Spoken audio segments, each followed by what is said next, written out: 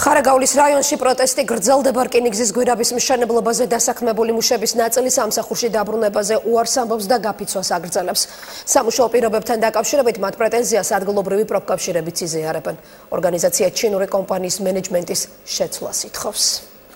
ჩვენზე აზეწოლა გამოყოფით ჩვენზე ქართველებს. ძალადობა, დამცირება, ეროვნული ნიშნით დისკრიმინაცია ეს ის მიზეზებია, რომელთა გამოც ზვარაში მომხდარი ინციდენტის შედეგად დაზარალებული 6 მუშიდან 2 მათგანი, როგორც თავად ამბობს, დამქირავებელ კომპანიასთან მუშაობის გაგრძელებას აღარ აპირებს. ბეჟან სარალიძე და გიორგი პირველაშვილი კომპანია ჩინეთის რკინიგზის 23 ბიუროს იმ ვალდებულების შეუსრულებლობაშიც ადანაშაულებენ, რომლის მიხედვითაც მათივე თქმით კომპანიას 3 ნოემბერს მომხდარი ინციდენტის დროს მიყენებული ფიზიკური და მორალური ზიანი უნდა ენაზღაურებინა. ძალადობა არ იყო ალმატურებით აგვიხეთქეს თავები.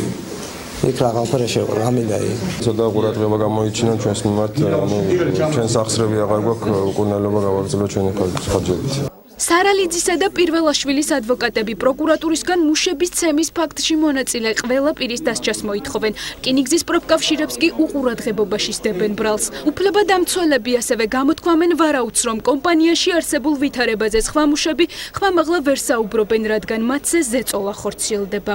დაკავებული იყო მხოლოდ 2 ჩინეთის მოქალაქე 50 პირთაგან და ამ მოქალაქეს ახალ ღონისძიების სახით შეეფარდათ გირა.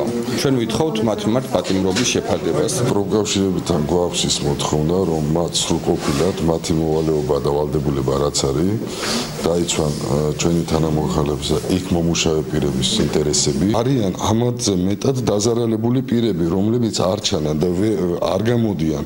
მსგავსი პრეტენზიები არ გააჩნია ზვარეს ინციდენტის შედეგად დაზარალებულთა მეორე ნაწილს. მათ მოამბესთან სატელეფონო საუბრისას განაცხადეს, რომ კომპანიასთან მუშაობის გაგრძელებას გეგმავენ. არც არაფერი სამეშენია. არც არავის შეურჩინები ვარ, არც არანაირი ზეწოლა არ ყოფილა ჩემზე. უნდა გავიდე სამშაბათიდან სამსახურში. მე არც პროფკავშირებთან არანაირი პრობლემა არ მაქვს არაფერი. ყველაფერი დასრიგზია ჩემთან და სხვისი არ ვიცი. 27-ში გავდივარ სამუშაოდ. რკინიგზის ახალი პროფკავშირები მათ მიმართ გაჟღერებულ ბრალდებებს პოპულისტურს უწოდებს. მათი ინფორმაციით მომავალ კვირაში კომპანიის მიერ აღებული ვალდებულებების შესრულების მონიტორინგი იგეგმება.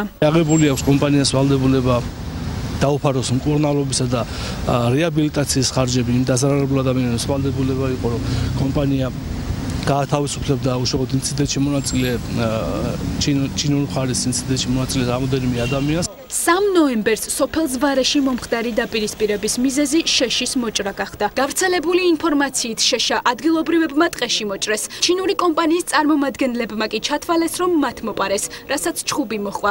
ინციდენტთან დაკავშირებით შინაგან საქმეთა სამინისტრომ საქმე სისხლის სამართლის კოდექსის 125 მუხლით აღძრა.